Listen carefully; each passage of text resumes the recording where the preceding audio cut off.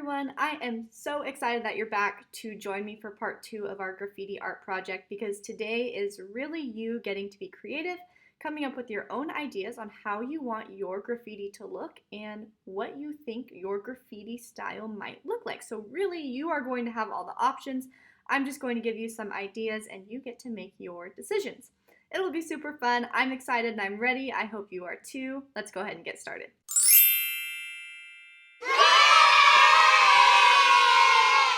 So one really cool thing about typography is people don't realize how often artists use typography or everyday people use typography. For example, when you are clicking on a new font when you're working on your computer, an artist had to come up with all the shapes for those letters and numbers and upload them into the computer. Essentially, they had to sell them so that other people would want to use their font. That is a type of typography. Our typography is a little different because we're not creating a font. We're just really working on making our letters stand out using graffiti as our style. But it is really cool to see how often artists actually do have to use typography. This week we basically have the same two goals as last week. We're really going to combine a lot of different elements of art, but this week it's really your choice on what those elements are. We're also going to keep adding to our typography lesson. Before we get started today, you are going to need your paper that already has your letters on it, your permanent marker, and some crayons and optional colored markers as well. So your paper should look something like this right now, and the first thing we're going to do is get those same three colors out and we're going to start adding some more shading and details. Basically what I'm doing is I'm taking my lightest color and I'm coloring over that medium color so the colors start blending really well together. Now I'm going to do the same thing with the medium color. I'm going to draw medium over my lightest shade so those two colors look like they're blending really nicely together. You'll need to do that on the top and the bottom of both of them so they really look like they're mixing together.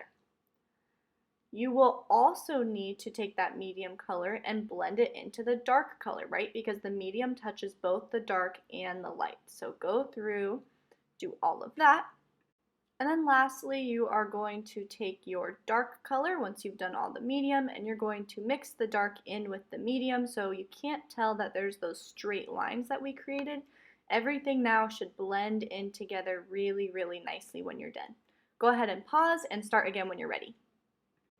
Once you're ready, we are going to choose a color that matches our letter colors really well.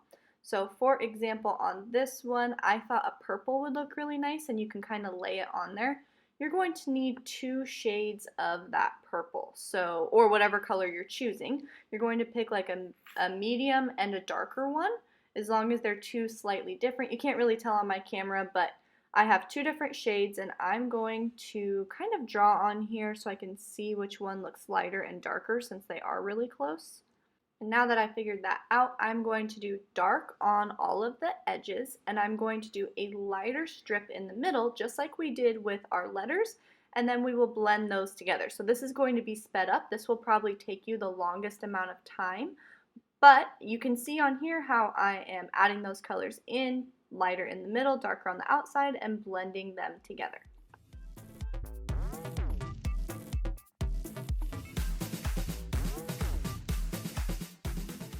Once you have that finished, this is when we get to start adding the details that really make this look like graffiti art instead of just regular typography.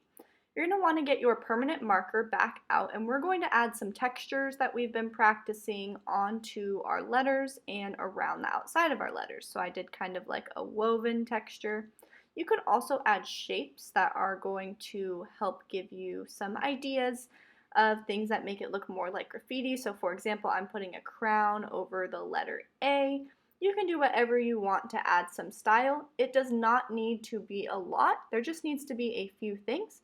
They can also go over the top or outside of the letters. They don't have to fit perfectly inside every time.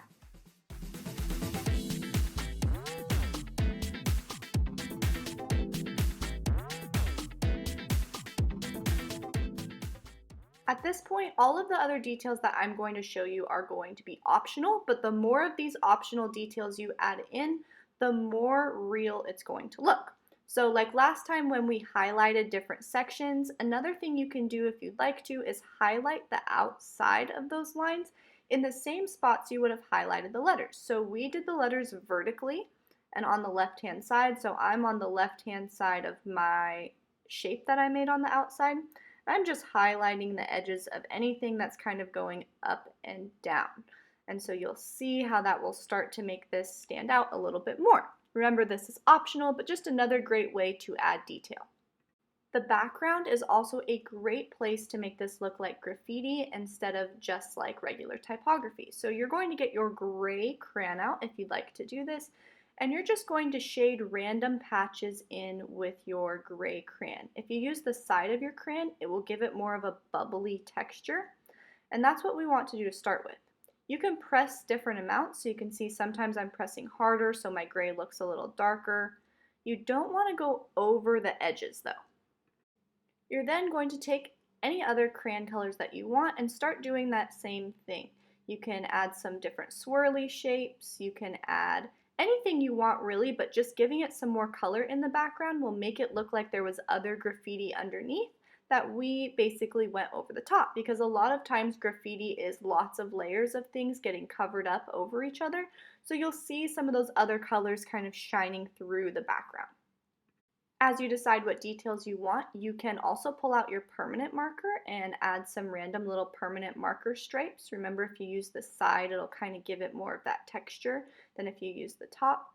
All of these things are going to help make this look more realistic in your background.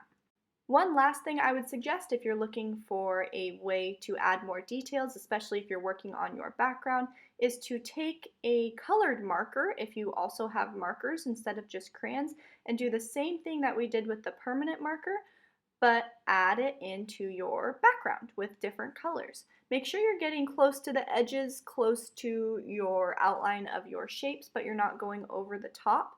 This will make it look more real, and it also helps you use the element of space while you've been working on all of your lines, shapes, and textures.